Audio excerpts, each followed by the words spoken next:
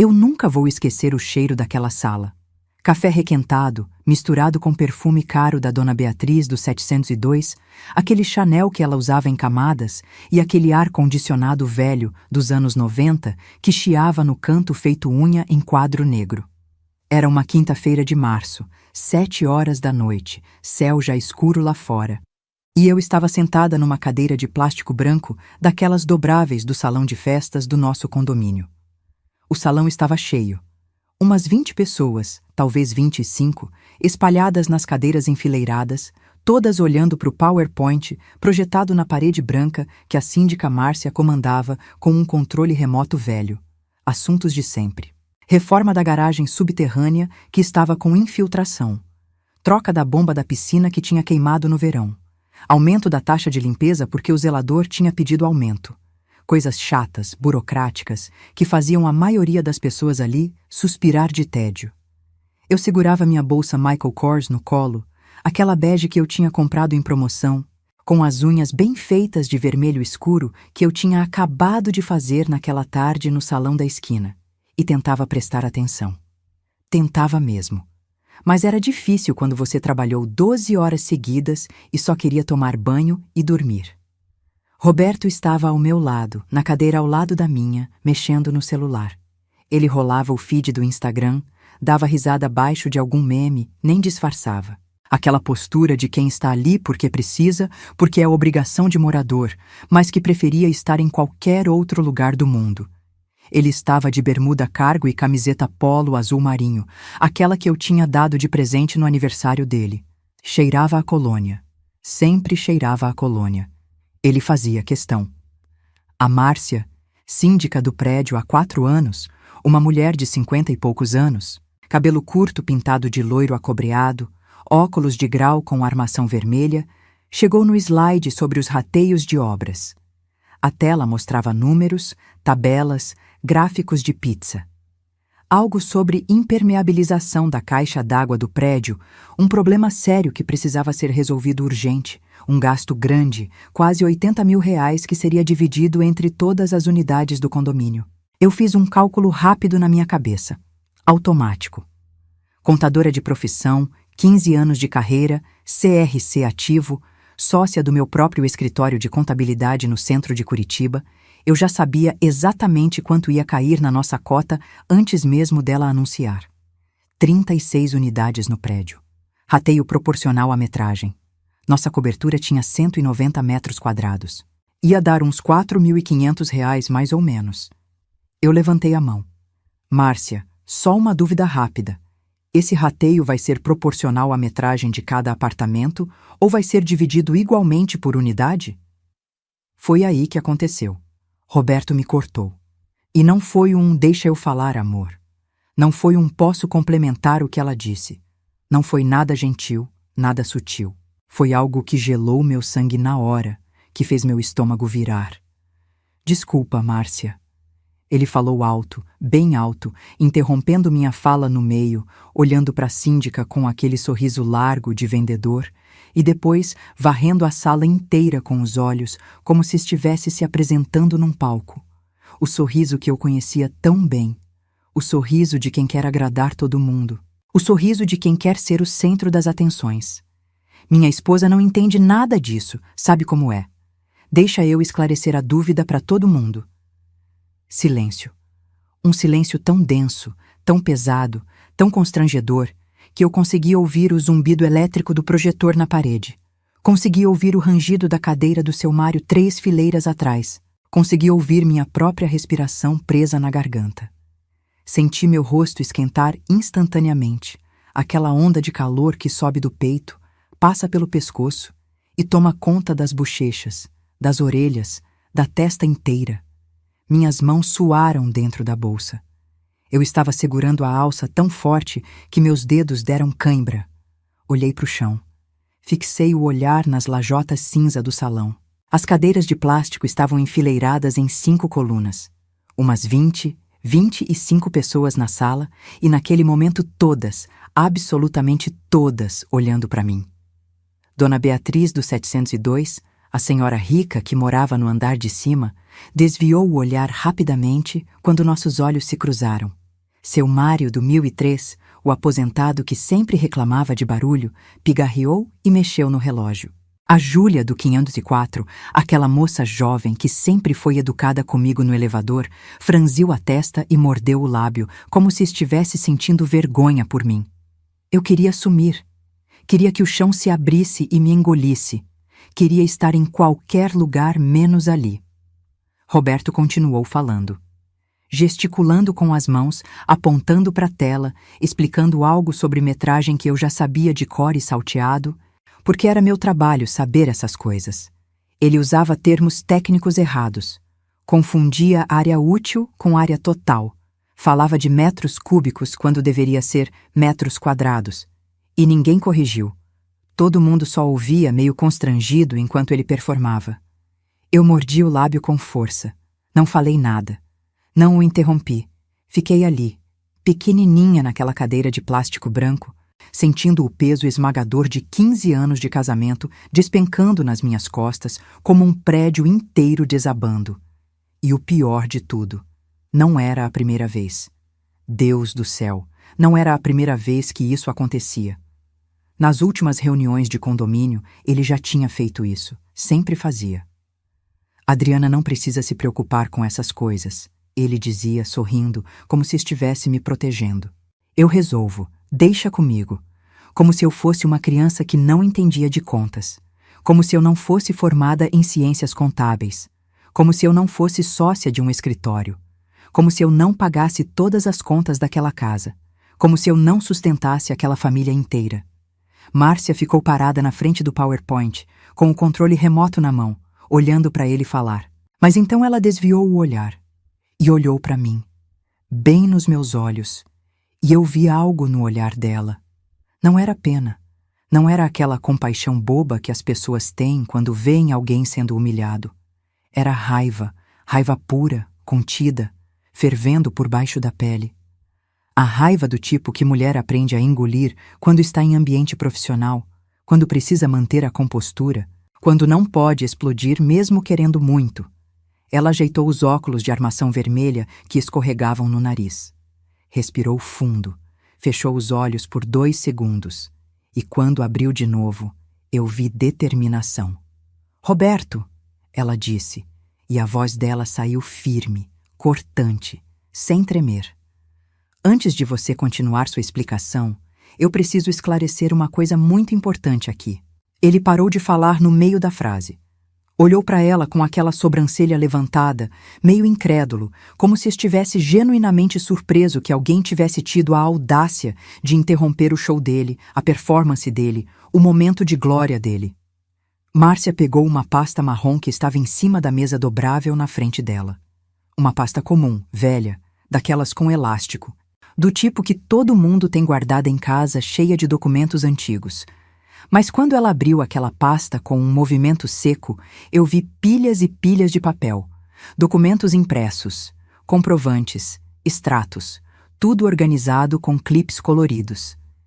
Eu trouxe aqui, ela continuou, levantando a pasta e mostrando para os presentes, folheando devagar, metodicamente, os comprovantes de pagamento do condomínio desta unidade. Apartamento 801, cobertura, último andar. Pagamentos dos últimos 8 anos. Todos, sem exceção. Meu coração disparou. Comecei a suar frio.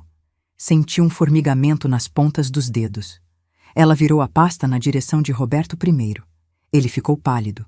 Depois virou na direção da sala inteira, mostrando os papéis para todo mundo. Todos os pagamentos desta unidade, sem exceção alguma, foram feitos por transferência bancária eletrônica. E todos, absolutamente todos esses comprovantes, todas essas transferências dos últimos 8 anos, estão em nome de Adriana Campos. Ela fez uma pausa dramática. Olhou bem nos olhos dele. Sua esposa, a mulher que, segundo você, não entende nada disso. O silêncio voltou. Mas agora era um silêncio completamente diferente. Era um silêncio de espanto, de choque, de constrangimento coletivo, de vergonha alheia tão intensa que dava para sentir o peso dela no ar. Roberto ficou vermelho feito pimentão. Eu vi a veia grossa do pescoço dele saltar, pulsando. Vi o maxilar dele travar. Ele abriu a boca, fechou, abriu de novo. Tentou falar, mas não saiu som. Tentou de novo. Eu faço a transferência da minha conta para a conta dela antes, entende? É só uma questão de organização financeira do casal. A gente tem um sistema, a conta dela rende mais. Não. A voz da Márcia cortou igual lâmina afiada, seca, direta. Não é isso, Roberto, não tenta. Porque eu liguei para o banco. Protocolo de verificação de inadimplência. Procedimento padrão da administração do condomínio quando tem obra grande para fazer. A gerente do Bradesco confirmou pessoalmente. A conta bancária é dela. O dinheiro sai direto da empresa dela, do escritório de contabilidade. E o CPF, que consta em todas as transferências, todos os PIX, todos os TED, é o dela, não o seu. Eu não conseguia respirar, literalmente. Meu peito estava travado. Ela continuou, implacável, sem dar trégua. E já que nós estamos aqui esclarecendo as coisas publicamente, já que você fez questão de expor sua esposa na frente de todo mundo, dizendo que ela não entende nada, eu vou esclarecer mais uma coisinha importante. O apartamento onde vocês moram também está registrado exclusivamente no nome dela. Matrícula no cartório de registro de imóveis. Única e exclusiva proprietária. Adriana Campos. Não tem o seu nome em lugar nenhum. Márcia fechou a pasta com um movimento seco e olhou bem fundo nos olhos dele, sem piscar. Então, da próxima vez que você quiser falar em nome dela, que você quiser interromper ela, que você quiser menosprezar a inteligência dela, eu sugiro fortemente que você lembre disso aqui. Quem paga esse apartamento há 8 anos, quem paga esse condomínio de R$ 3.200 todo santo mês sem atrasar um dia, quem sustenta financeiramente essa cobertura de 190 metros quadrados onde você mora de graça, é ela. A mulher que, segundo você, não entende nada.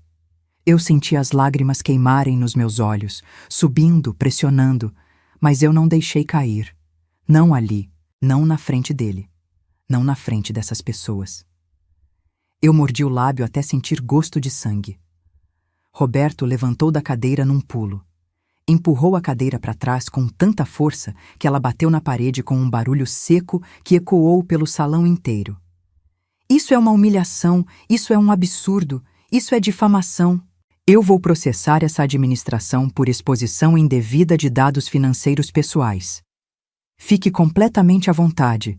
Márcia respondeu com uma voz gelada, calma, controlada. Só que eu preciso te informar que os dados apresentados aqui são de natureza pública. Qualquer condômino deste prédio pode, por lei, ter acesso aos comprovantes de pagamento de taxas condominiais. Está no regimento interno. No artigo 17, parágrafo 2º. Você assinou e concordou com esse regimento quando comprou o apartamento. Ela fez uma pausa. Quer dizer, quando ela comprou o apartamento. Ele não respondeu. Pegou o celular da cadeira, pegou a carteira do bolso da bermuda e saiu.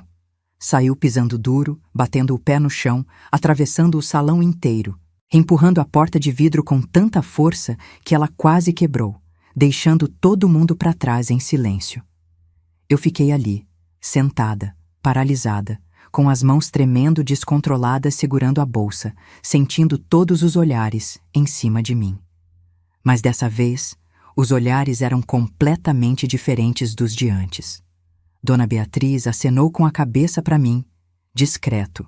Um gesto pequeno, mas significativo de solidariedade entre mulheres. Júlia do 504 sorriu para mim, um sorriso discreto de apoio. Seu Mário murmurou um bem feito, baixinho, mas alto o suficiente para eu ouvir.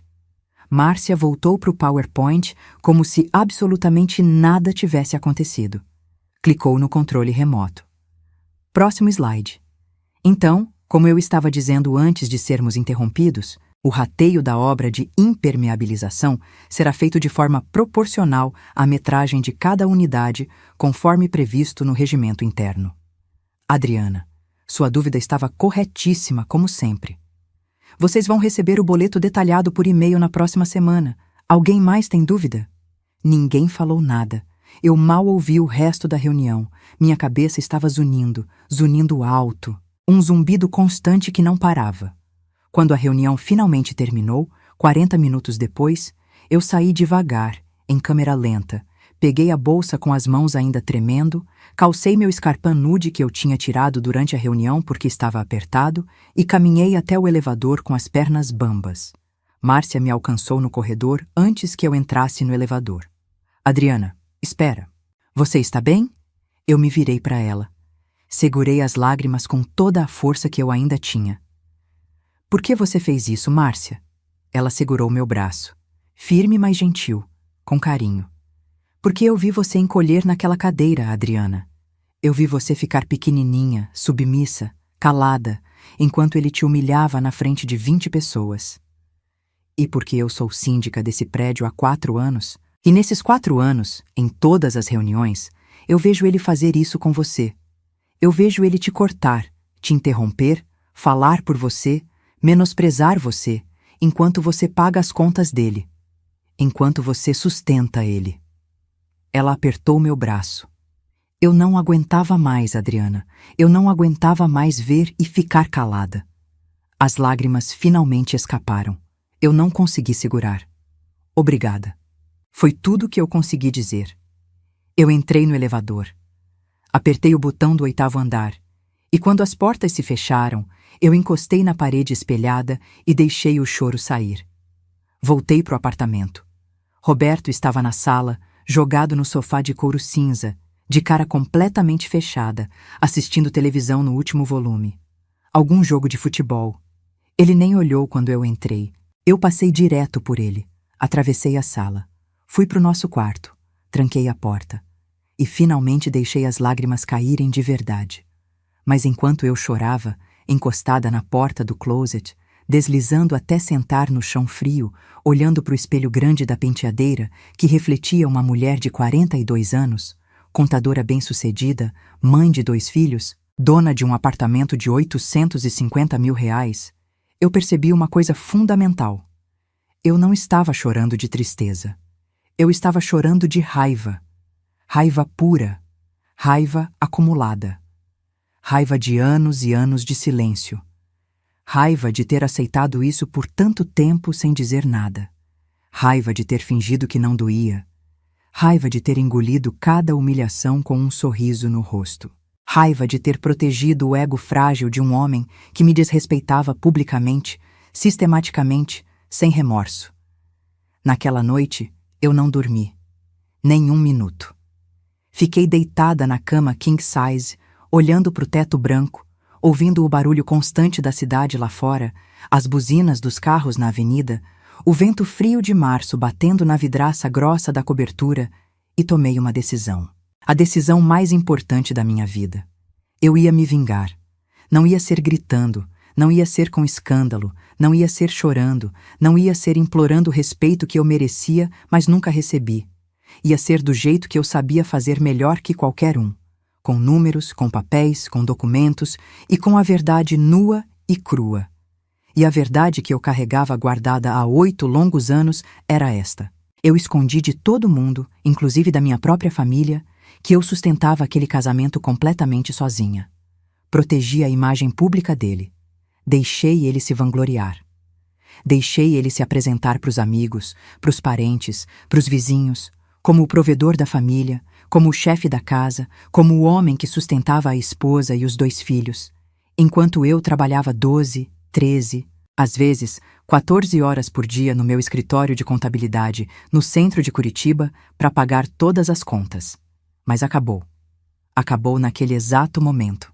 Se você quer descobrir como eu desmontei a vida dele tijolo por tijolo, pedra por pedra, se você quer saber exatamente o que eu fiz com cada mentira que ele contou durante anos, se você quer entender nos mínimos detalhes como uma mulher que foi cruelmente humilhada numa simples reunião de condomínio se transformou na pior vingança, na mais devastadora consequência que ele jamais poderia imaginar nos piores pesadelos dele. Se inscreva agora no canal e ativa o sininho das notificações, porque o que aconteceu a seguir ninguém, absolutamente ninguém poderia imaginar. Deixa seu like aqui embaixo se você já passou por algo parecido, se você se identificou com essa dor. E comenta de onde você está assistindo, de qual cidade, de qual país, porque essa história está só começando e a vingança foi servida gelada, muito gelada. Eu conheci o Roberto num churrasco de amigos em comum, lá em 2009. Eu tinha 26 anos, acabava de passar no exame do CRC e trabalhava num escritório de contabilidade no centro de Curitiba. Não era sócia ainda, era funcionária, mas já ganhava bem. Trabalhava muito. Fim de semana, feriado, madrugada de fechamento de balanço. Minha vida era planilha, café e declaração de imposto de renda. Ele apareceu naquele churrasco com um sorriso largo, camisa social azul com as mangas dobradas, cheiro de perfume importado. Me ofereceu uma cerveja. Conversamos sobre tudo: música, viagens, planos. Ele trabalhava como gerente comercial numa empresa de logística, viajava para São Paulo toda semana, fechava contratos grandes. Me impressionou. Parecia seguro, confiante, bem resolvido. No terceiro encontro, ele me levou num restaurante japonês caro no Batel. Pagou a conta sem pestanejar. No quarto encontro, me deu um buquê de rosas vermelhas no escritório, na frente das minhas colegas, e todas suspiraram. Eu me senti especial. Eu me senti escolhida. A gente casou 1 ano depois. Cerimônia pequenininha, só família e amigos próximos, num sítio em 4 Barras. Lua de mel em Cancún, 7 dias, tudo pago meio a meio. Na época eu achei justo. Afinal, éramos um casal moderno, independente. Eu ganhava meus 5.000 por mês, ele ganhava uns 7. Dava certo. Quando voltamos, alugamos um apartamento de 2 quartos na Água Verde. Dividíamos as contas. Eu pagava mercado e energia, ele pagava aluguel e internet. Funcionava. Eu acordava às 6 da manhã, preparava café, deixava a marmita dele pronta e ia trabalhar. Voltava às 8 da noite, morta de cansada, e ainda fazia janta. Ele chegava mais tarde, reclamando do trânsito, do chefe, dos clientes chatos. Lucas nasceu 2 anos depois do casamento. Cesárea marcada, hospital particular, convênio que eu paguei sozinha porque o plano da empresa dele não cobria dependentes. Eu voltei a trabalhar com 45 dias de licença. Precisava. As fraldas eram caras, o leite era caro, a babá era cara. Meu chefe na época, o Dr. Renato, foi compreensivo. Me deixou trabalhar meio período por 3 meses, até eu me ajustar. Roberto ajudava. No começo, trocava fralda, dava mamadeira de madrugada, ficava com o Lucas enquanto eu trabalhava aos sábados. Eu achava que éramos uma dupla, uma equipe. Marina nasceu 3 anos depois. Outra cesárea, outra licença curta, outra volta exausta para o trabalho. Mas dessa vez eu já tinha sido promovida. Eu era gerente de contas. Ganhava 8.000. Respiramos um pouco melhor financeiramente. Conseguimos trocar o carro, comprar um Corolla usado, 2012, vermelho, que eu adorava. Foi em 2016 que tudo começou a mudar. A empresa onde Roberto trabalhava passou por uma reestruturação, cortes, demissões. Ele não foi demitido, mas foi rebaixado, de gerente comercial para analista. O salário caiu de 7.000 para 4.500. Ele ficou arrasado. Passou semanas no sofá, sem ânimo, reclamando da injustiça, de como tinham desperdiçado o talento dele. Eu consolei. Disse que era temporário, que ele ia dar a volta por cima. Enquanto isso, eu assumi mais contas no escritório. Trabalhava 10, 11 horas por dia. Atendia cliente em horário de almoço. Levava trabalho para casa. Porque alguém tinha que segurar as pontas. As crianças estavam crescendo. Lucas ia entrar numa escola particular boa. Marina precisava de acompanhamento fonoaudiológico. As contas não paravam. Em 2017, eu virei sócia do escritório. O Dr. Renato estava perto da aposentadoria e me ofereceu sociedade, 20% da empresa. Eu investi todas as minhas economias, peguei empréstimo, assumi o risco. E deu certo. Em 6 meses, minha renda pulou para 15.000 por mês. Foi quando a gente comprou o apartamento. Cobertura no Batel, R$850.000. 3 suítes, varanda gourmet, 2 vagas de garagem, piscina privativa. O sonho. Eu dei a entrada de 300.000 com a venda do Corolla. Uma herança pequena que eu tinha recebido da minha avó e mais um empréstimo que eu negociei com o banco. O financiamento ficou no meu nome.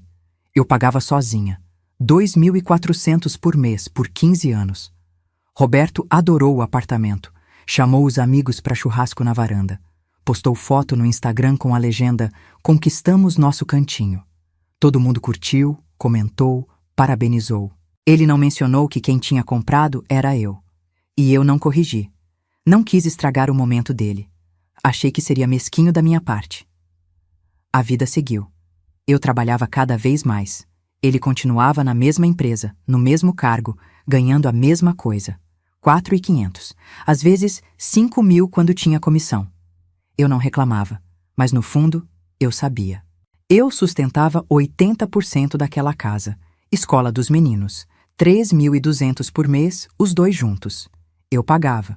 Condomínio, 3.200. Eu pagava. Mercado, 2.500 por mês. Eu pagava. Plano de saúde da família, 1.800. Eu pagava. Energia, água, gás, internet, telefone, 700. Eu pagava. Gasolina do carro dele, que eu tinha dado de presente no aniversário de 40 anos, 500. Eu pagava. Eu fazia as contas todo mês. Contadora, né? Não tem como não ver os números. Eu ganhava 18.500. Gastava 15.000 com a casa, as crianças, as contas. Sobrava 3.500, que eu guardava religiosamente numa aplicação de renda fixa. Era minha segurança, meu colchão, minha garantia de que, se algo desse errado, eu não ia afundar. Roberto ganhava 6.000 quando estava bem. Ele pagava o cartão de crédito dele, a academia, o happy hour com os amigos da empresa e o convênio odontológico que ele fazia questão de ter. O resto? Sumia. Eu não sabia para onde. Nunca perguntei. Tinha medo da resposta. Mas o pior não era o dinheiro. Era o desrespeito. Começou devagar. Comentários. Você trabalha demais, Adriana. Relaxa um pouco. Mas dito num tom de crítica, não de preocupação. Como se trabalhar fosse um defeito. Como se eu não estivesse sustentando a família. Depois vieram as piadas, na frente dos amigos. A Adriana é workaholic, não tem jeito. Só pensa em trabalho. Todo mundo ria. Eu sorria, sem graça. Por dentro, doía. Nas reuniões do condomínio, ele começou a me cortar, a falar por mim, a explicar as coisas como se eu fosse burra. Deixa que eu resolvo, amor. Você não precisa se preocupar com isso. E eu deixava. Porque eu queria evitar briga. Porque eu estava cansada. Porque eu achava que, se eu reclamasse, ia parecer que eu estava jogando na cara dele que eu ganhava mais. Eu virei refém do meu próprio sucesso. Quanto mais eu ganhava, mais ele me diminuía. Quanto mais eu sustentava aquela casa, mais ele se apresentava como o provedor. E eu engolia, calada, com medo de magoar, com medo de destruir o casamento, com medo de que os meninos sofressem. Teve uma vez, no aniversário de 15 anos de casamento, que a gente foi jantar num restaurante italiano no Santa Felicidade. Eu paguei. Óbvio. Mas quando o garçom trouxe a conta, Roberto pegou, olhou e fingiu que ia pagar. Pegou a carteira, abriu, fez aquela cena, então olhou para mim e disse baixinho: "Amor, você trouxe seu cartão? O meu tá com o limite estourado." Eu paguei. Na frente do garçom, na frente do casal da mesa ao lado que estava ouvindo. E ele agradeceu como se tivesse sido um favor. Como se aquilo não fosse a rotina de 15 anos.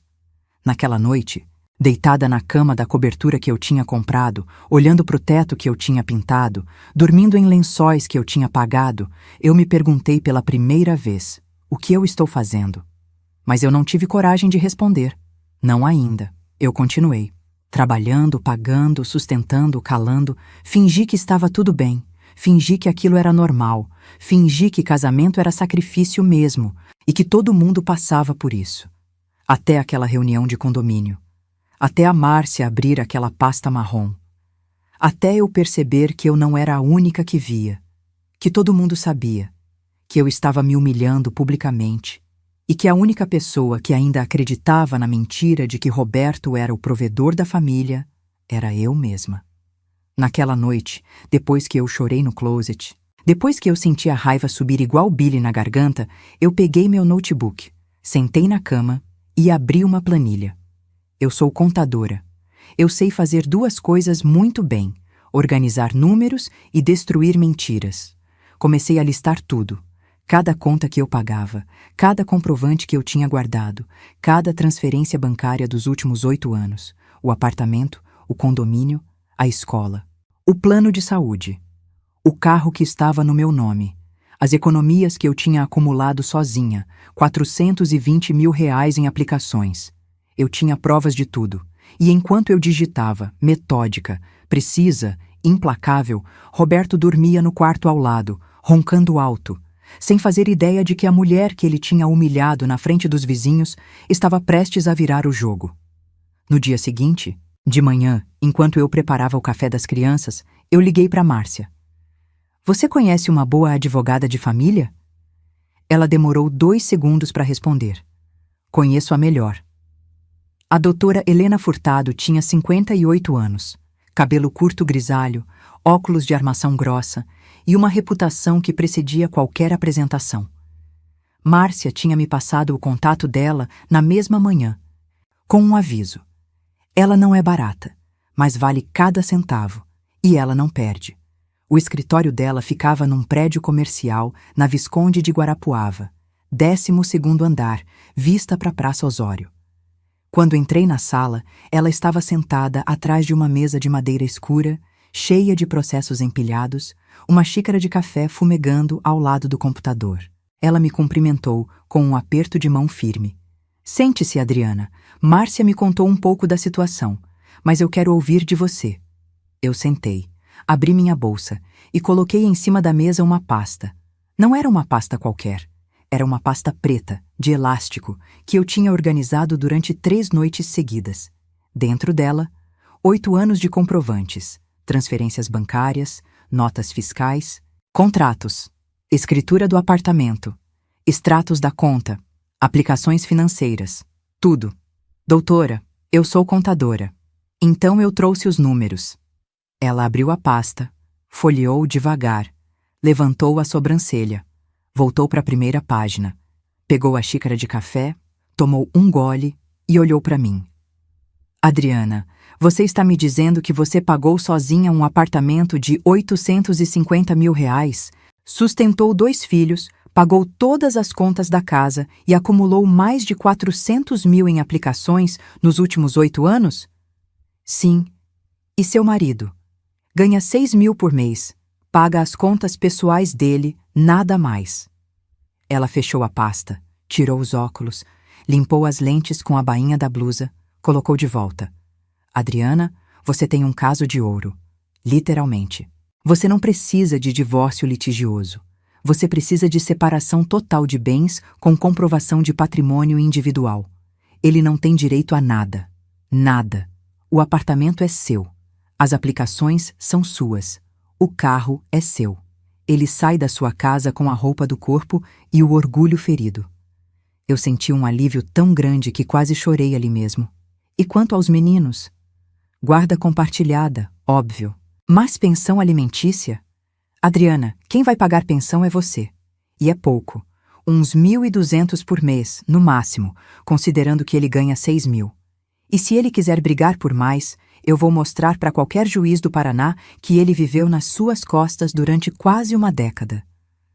Quando a gente pode começar?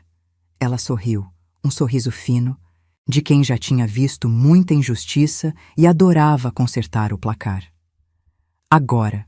Saí do escritório da doutora Helena com um plano meticuloso, um plano que não envolvia gritos, escândalos, nem brigas feias na frente das crianças. Envolvia papéis, protocolos e a verdade nua e crua. Mas antes de qualquer coisa, eu precisava me preparar, porque eu sabia que Roberto não ia aceitar calado.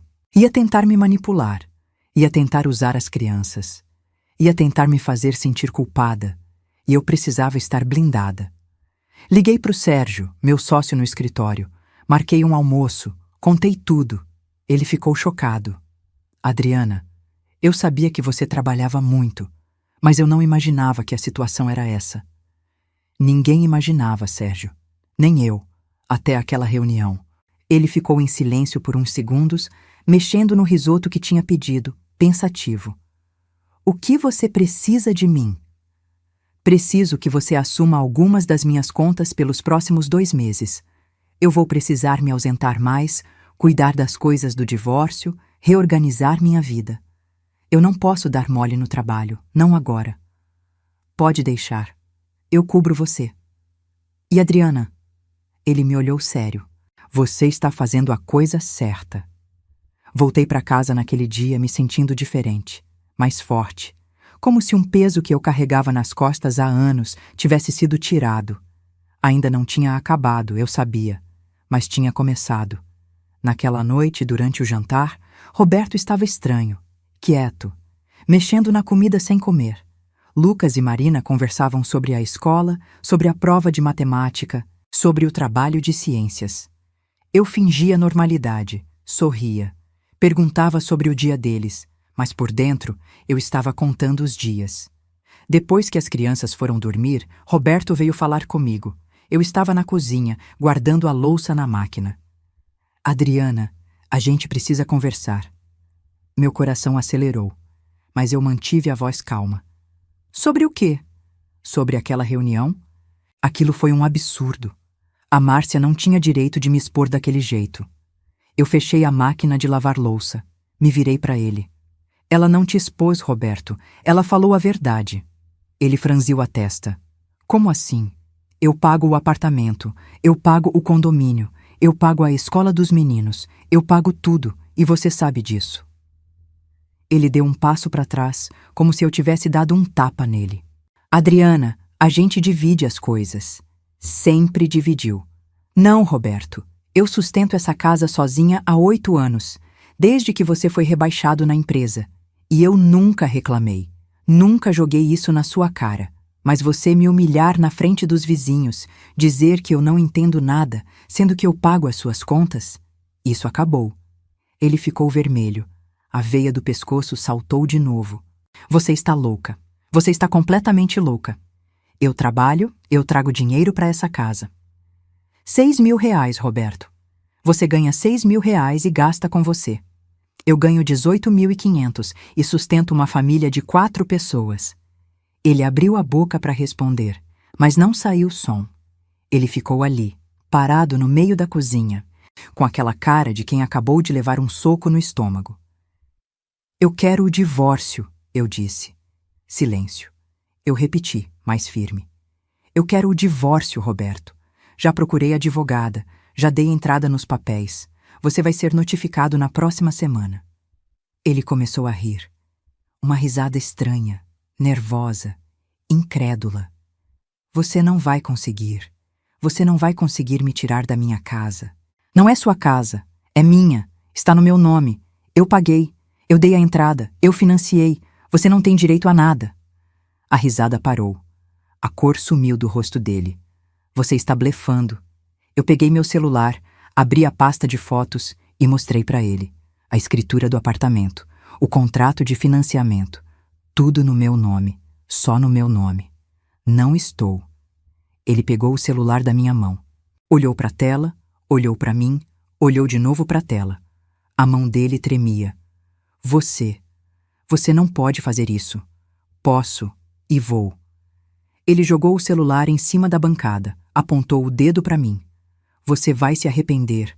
Eu vou brigar. Eu vou pedir metade de tudo.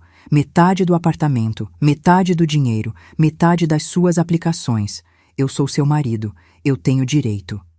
Eu respirei fundo. Olhei bem nos olhos dele. Roberto, eu sou contadora. Eu guardei todos os comprovantes, todas as transferências, todas as notas fiscais. Eu tenho prova de cada centavo que eu gastei nessa casa nos últimos 8 anos. E você? Você tem o quê? Um contra-cheque de 6.000 reais que você gasta consigo mesmo? Ele ficou em silêncio. Mas eu vi no olho dele raiva, ódio e medo. Você vai dormir no quarto de hóspedes a partir de hoje, eu disse. Amanhã de manhã eu vou conversar com as crianças, com calma, com respeito. Vou explicar que a gente não está bem, que vai ser melhor para todo mundo e que a gente vai continuar sendo uma família, só que separada. Você não vai falar nada para os meus filhos sem eu estar presente. Nossos filhos, Roberto. E sim, eu vou. Porque se você abrir a boca, você vai tentar me sabotar. Vai tentar fazer eles me odiarem. E eu não vou deixar. Ele deu um passo na minha direção. Por um segundo, eu senti medo. Medo de verdade. Mas eu não recuei. Se você encostar um dedo em mim, eu disse, baixinho, mas firme, eu chamo a polícia, e aí você sai daqui algemado. Ele parou, respirou fundo e saiu da cozinha sem dizer mais nada. Eu fiquei ali, sozinha, com as pernas tremendo, segurando na pia para não cair. Mas eu tinha feito, eu tinha dito, eu tinha jogado a verdade na cara dele, e não tinha volta. Nos dias seguintes, a guerra começou. Roberto tentou de tudo. Chorou na frente das crianças, dizendo que eu estava destruindo a família. Ligou para os pais dele, que me ligaram chorando, pedindo para eu reconsiderar. Tentou me convencer que a gente podia fazer terapia de casal, que ele ia mudar, que ele ia me valorizar mais. Mas eu já tinha decidido. E quando eu decido alguma coisa, eu não volto atrás. A doutora Helena entrou com o pedido de separação. Roberto recebeu a notificação no trabalho, na frente dos colegas dele. Ele me ligou, fora de si, gritando pelo telefone. Eu desliguei, bloqueei. Ele contratou um advogado. Um advogado caro que ele pagou com o limite do cartão de crédito. E esse advogado tentou derrubar o processo. Alegou que eu tinha escondido patrimônio, que eu tinha manipulado documentos, que eu estava alienando as crianças. A doutora Helena destruiu cada argumento, com documentos, com provas, com testemunhas. Márcia, a síndica, deu depoimento confirmando que todos os pagamentos do condomínio eram meus. Sérgio, meu sócio, confirmou que eu sempre fui a provedora financeira da família. Até a gerente do banco deu depoimento, mostrando que todas as movimentações saíam da minha conta. Roberto foi perdendo terreno. E quanto mais ele perdia, mais agressivo ficava. Tentou entrar no apartamento à força numa noite, depois que eu já tinha trocado a fechadura. Eu chamei a polícia. Registrei boletim de ocorrência. Ele tentou usar as crianças. Dizia para elas que eu era má, que eu tinha expulsado ele de casa, que eu não ligava para a família. Lucas, com 13 anos, sabia que era mentira. Marina, com 10, ficava confusa, chorando, sem entender. Eu sentei com os dois. Expliquei tudo. Expliquei que o papai e a mamãe não se amavam mais, que a gente ia ser mais feliz separado, que nada disso era culpa deles, que a gente ainda ia ser uma família, só que diferente. Lucas me abraçou. Marina chorou, mas entendeu. E eu soube que acontecesse o que acontecesse, eu tinha feito a coisa certa. A audiência de conciliação foi marcada para uma terça-feira de manhã, às 9 horas, no Fórum de Curitiba. Eu acordei às 6, tomei banho demorado, vesti meu tailleur azul marinho, aquele que eu usava para reuniões importantes com clientes. Passei batom vermelho. Prendi o cabelo num coque. Olhei no espelho e vi uma mulher que eu não reconhecia. Uma mulher forte. Uma mulher que não tinha mais medo. A doutora Helena me buscou em casa. No caminho para o fórum, ela revisou os documentos comigo. Adriana, ele vai tentar te desestabilizar. Vai chorar, vai fazer cena, vai te acusar de coisas absurdas. Não caia, mantenha a postura, deixa comigo. Chegamos 15 minutos antes, subimos para o 3º andar, sala de conciliação número 7. Eu me sentei numa cadeira de plástico acolchoado ao lado da doutora Helena, segurando minha bolsa no colo. Respirava devagar, tentando controlar o nervosismo. Roberto chegou atrasado. 10 minutos de atraso. Ele entrou apressado, de terno cinza amarrotado, gravata torta, com aquela cara de quem não dormiu direito há dias. O advogado dele, Dr. Maurício, um homem gordo de uns 50 anos, com cara de poucos amigos, vinha logo atrás. Eles se sentaram do outro lado da sala. Roberto não olhou para mim. Ficou mexendo no celular, com a perna balançando nervoso. Eu percebi que ele estava suando. A testa brilhava. A conciliadora entrou. Uma juíza substituta, doutora Patrícia Lemos, uns 45 anos, cabelo preso, óculos de grau, expressão séria. Ela se sentou, abriu a pasta do processo e começou. Bom dia. Estamos aqui na tentativa de conciliação entre Adriana Campos e Roberto Andrade. Processo de divórcio litigioso com partilha de bens. Eu li o processo. Li os documentos apresentados por ambas as partes. E preciso dizer que raramente vi um caso tão bem documentado quanto este. Ela olhou para Roberto. Senhor Roberto, o seu advogado alegou que a senhora Adriana escondeu patrimônio, manipulou documentos e que o senhor tem direito a 50% de todos os bens adquiridos durante o casamento. Correto? Doutor Maurício se levantou. Exatamente, Excelência. Meu cliente sustentou essa família por 15 anos. O apartamento pode estar no nome dela, mas foi fruto do trabalho conjunto do casal. Ele tem direito. A doutora Patrícia levantou a mão, cortando ele. Doutor, eu não terminei de falar. Por favor, sente-se. Ele sentou, vermelho. Ela continuou folheando os papéis. Aqui nos autos, eu tenho comprovantes de 8 anos de pagamentos. Apartamento, condomínio, escola das crianças, plano de saúde, supermercado, vestuário, lazer, tudo pago exclusivamente pela senhora Adriana. Tudo. Eu tenho extratos bancários mostrando que o senhor Roberto ganhava, em média, R$ 6.000 mensais e que esses valores eram gastos exclusivamente com despesas pessoais dele. Academia, restaurantes, gasolina do carro dele, cartão de crédito pessoal. Roberto ficou pálido. A juíza tirou os óculos e olhou direto para ele. Senhor Roberto, o senhor pode me explicar como o senhor sustentou essa família se o senhor não pagou uma única conta nos últimos 8 anos? Silêncio. Roberto abriu a boca. Fechou. Olhou para o advogado. O doutor Maurício pigarreou. Excelência, meu cliente contribuiu de outras formas. Presença emocional, apoio. Doutor, isso não paga apartamento. A voz dela era seca, cortante. Isso não paga a escola. Isso não paga comida. Eu estou olhando para números concretos. E os números dizem que a senhora Adriana sustentou sozinha essa família. Ela voltou a olhar para os documentos. Além disso, eu tenho aqui depoimentos da síndica do condomínio relatando que o senhor Roberto humilhava publicamente a esposa em reuniões condominiais. Do sócio dela no escritório, confirmando que ela sempre foi a provedora financeira. Da gerente do banco, confirmando a origem de todos os recursos. E eu tenho mais uma coisa. Ela puxou um papel específico. Um boletim de ocorrência registrado pela senhora Adriana há 3 semanas, relatando que o senhor Roberto tentou entrar à força no apartamento depois que a fechadura foi trocada. Há testemunhas. Há imagens da câmera de segurança do condomínio. Roberto explodiu.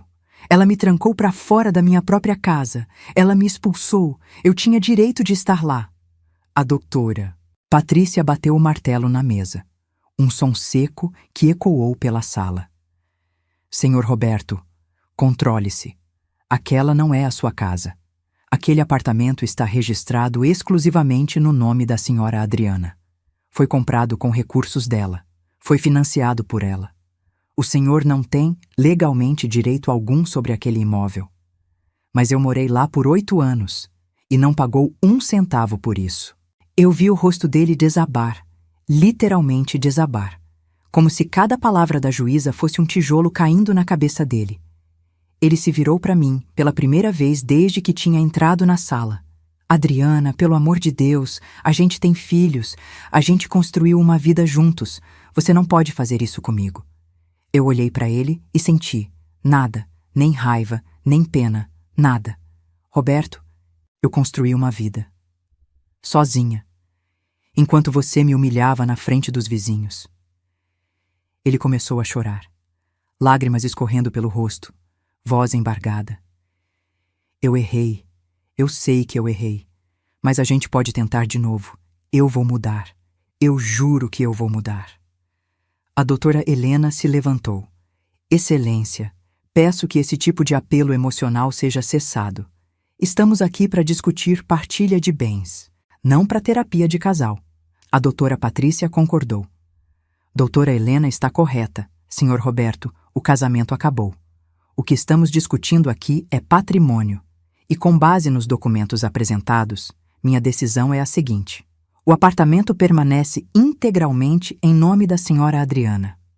As aplicações financeiras, no valor de R$ 420 mil, também permanecem integralmente com ela. O veículo Audi Q3 permanece com ela. O senhor não tem direito a nada do patrimônio, pois não contribuiu financeiramente para a aquisição de nenhum desses bens. Dr. Maurício tentou protestar. Excelência, isso é um absurdo. Existe o regime de comunhão parcial de bens. Doutor, o regime de comunhão parcial protege bens adquiridos onerosamente durante o casamento quando há contribuição de ambas as partes. No caso presente, há prova documental inequívoca de que apenas a senhora Adriana contribuiu. O senhor Roberto não tem direito à meação. Ela fechou a pasta. Quanto à guarda das crianças, será compartilhada.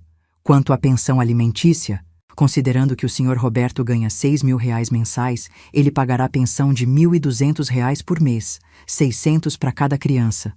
Roberto ficou de pé. Eu vou recorrer. Isso é injustiça. Isso é roubo. A doutora Patrícia olhou para ele com uma expressão gelada. Senhor Roberto, injustiça seria eu dar metade do patrimônio de uma mulher que trabalhou sozinha por 8 anos para um homem que viveu nas costas dela e ainda a humilhava publicamente. Agora sente-se, ou eu vou ter que pedir que o segurança o retire da sala. Ele sentou, mas eu vi no olho dele fúria, ódio puro. A audiência terminou. A doutora Helena me acompanhou até o elevador. Ela apertou meu ombro. Você ganhou, Adriana? Completamente. Ele não vai conseguir recorrer de nada. O processo é sólido demais.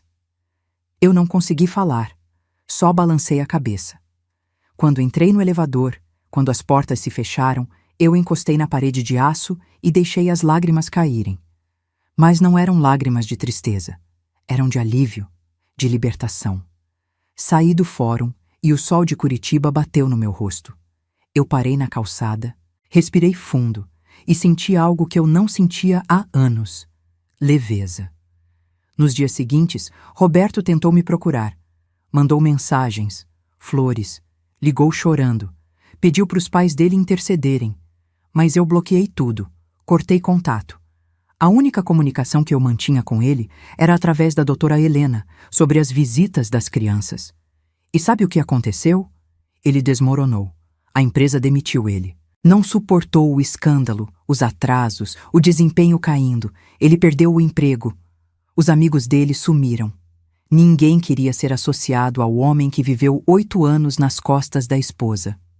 Ele teve que alugar um apartamento pequeno, um kitnet na Água Verde, porque não tinha dinheiro para nada melhor. E o pior, as crianças começaram a recusar as visitas. Não porque eu manipulei, mas porque ele ficava bêbado, chorava na frente delas, falava mal de mim. Lucas, com 13 anos, percebeu a manipulação e se afastou. Marina ainda ia, por pena, mas voltava triste. Roberto virou um homem quebrado. E eu? Eu finalmente conseguia dormir em paz. Alguns meses depois do divórcio, eu acordei num sábado de manhã com o cheiro de panquecas vindo da cozinha. Levantei da cama, ainda de pijama, e caminhei descalça pelo corredor da cobertura. O sol entrava pelas janelas grandes da sala, iluminando tudo. Eu tinha colocado plantas novas na varanda, trocado as cortinas, pintado uma parede de azul petróleo. Aquele apartamento, que antes parecia uma prisão disfarçada de lar, agora era meu refúgio de verdade. Marina estava na cozinha, de avental rosa, virando panquecas na frigideira. Lucas estava sentado no balcão, mexendo no celular, mas levantou o olhar quando me viu. Bom dia, mãe. A Marina quis fazer café da manhã. Marina se virou, sorrindo. Eu vi no YouTube, mãe. É fácil. Você quer chocolate ou mel? Eu abracei os dois, apertei forte. Senti o cheiro do shampoo de morango da Marina, o desodorante de adolescente do Lucas, e pensei, isso é família. Não precisa de mentira, de aparência, de fingimento. Precisa de verdade. A vida tinha mudado. muito, mas tinha mudado para melhor. No escritório, eu assumi mais projetos. Aumentei minha participação na sociedade para 30%.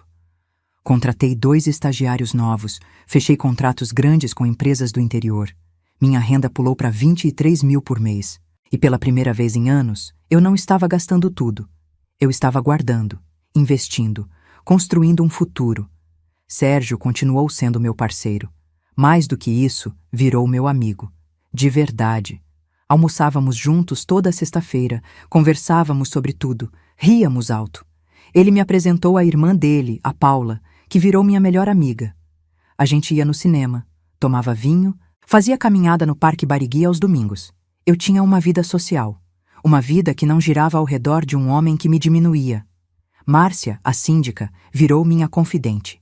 A gente se encontrava para tomar café no Luca, aquela cafeteria chique do Batel, e ela me contava histórias do condomínio.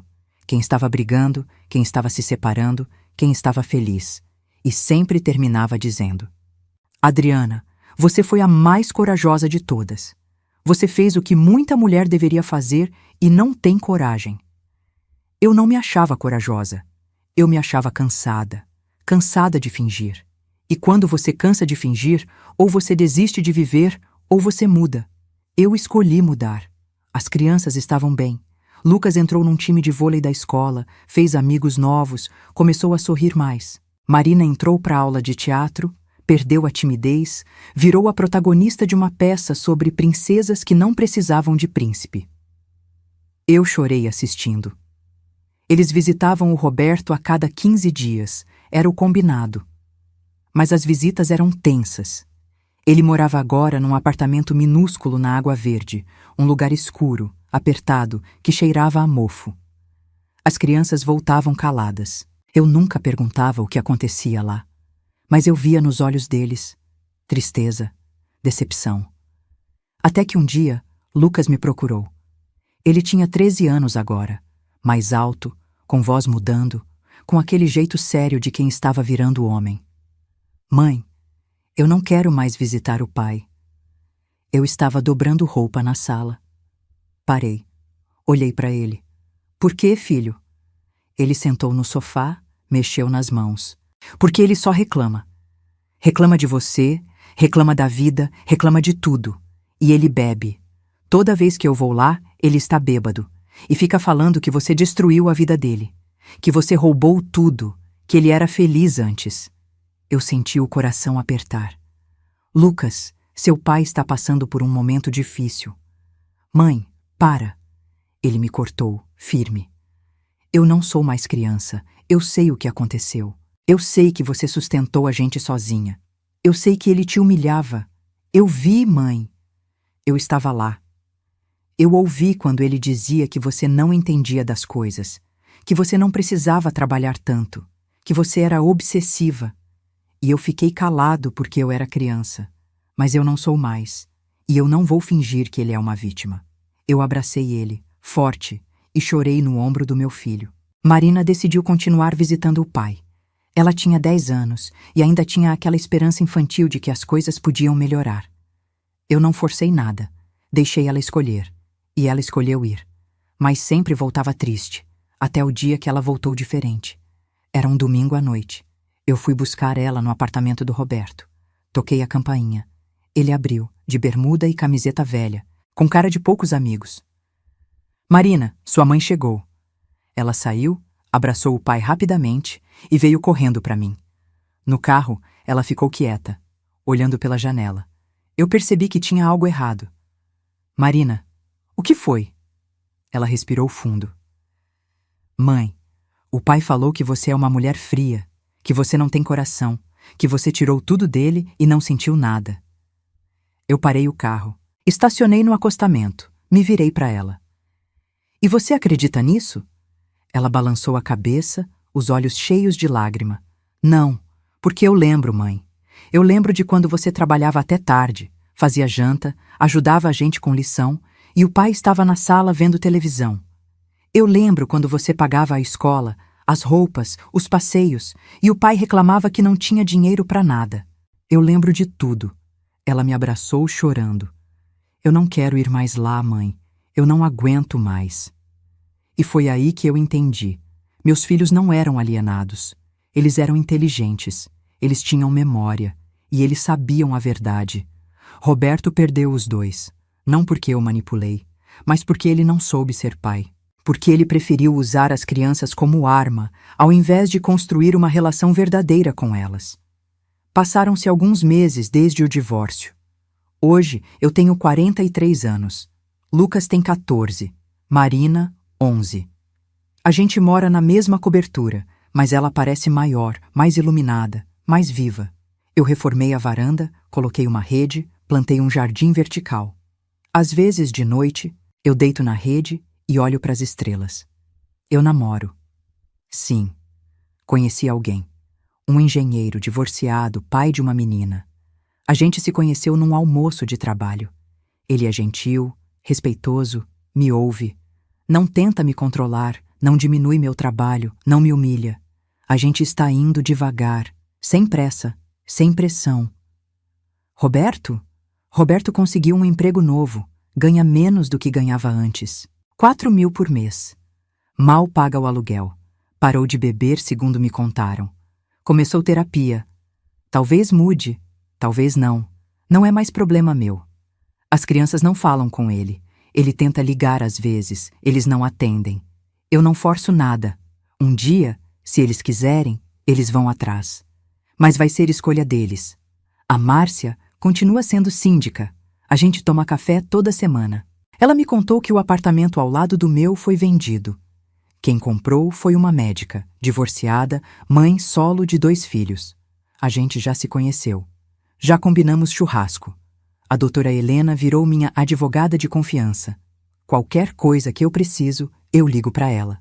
Ela me ajudou a organizar meu testamento, proteger meu patrimônio, garantir o futuro das crianças. E sempre termina as conversas dizendo: Adriana, você é um exemplo. Eu uso seu caso como referência para todas as minhas clientes. Eu não me sinto um exemplo. Eu me sinto uma sobrevivente. Sobrevivi a um casamento que me consumia. Sobrevivi à humilhação pública. Sobrevivi ao medo de recomeçar. Sobrevivi à culpa de destroçar uma família. E sabe o que eu aprendi? Que família não se destroça quando você pede divórcio? Família se destroça quando você fica num casamento morto, fingindo que está tudo bem, ensinando para os seus filhos que amor é sacrifício, é silêncio, é engolir desrespeito. Eu ensinei meus filhos algo diferente. Ensinei que amor é escolha, é respeito, é parceria, é olhar no olho do outro e ver um igual, não um subordinado. Ensinei que dinheiro não define valor, mas honestidade sim. Que trabalhar não é defeito, que sustentar a família não é humilhação, que mulher forte não é aquela que aguenta tudo. É aquela que sabe a hora de dizer, chega. Hoje, quando eu olho no espelho, eu vejo a Adriana que eu sempre deveria ter sido. Não a Adriana que pagava as contas em silêncio, mas a Adriana que paga as contas e exige respeito. A Adriana que trabalha 12 horas e não pede desculpas por isso. A Adriana que cria 2 filhos sozinha e não se sente menos por isso. Às vezes, de noite, quando a casa está em silêncio, quando os meninos estão dormindo, eu pego aquela pasta marrom. A pasta que a Márcia abriu na reunião do condomínio. A pasta que mudou minha vida. Eu guardo ela no meu escritório, numa gaveta trancada. E quando eu bato o olho nela, eu lembro. Foi ali que tudo começou. Foi ali que eu decidi que nunca mais ia deixar ninguém me fazer sentir pequena. Se essa história tocou seu coração, se você se identificou em algum momento dessa jornada, deixe seu comentário aqui embaixo contando de onde você está assistindo e o que mais tocou você. Compartilhe esse vídeo com aquela amiga, prima, vizinha, que precisa ouvir essa mensagem. Que dignidade não se negocia, que amor próprio vem primeiro e que nunca é tarde para recomeçar. Deixa seu like, se inscreve no canal e ativa o sininho para não perder as próximas histórias. Porque aqui a gente não conta histórias vazias, a gente conta histórias que transformam, que curam, que lembram você de quem você realmente é. Uma mulher forte, capaz e merecedora de todo o amor do mundo. Um abraço apertado no seu coração. E lembre-se, você é mais forte do que imagina. Até a próxima.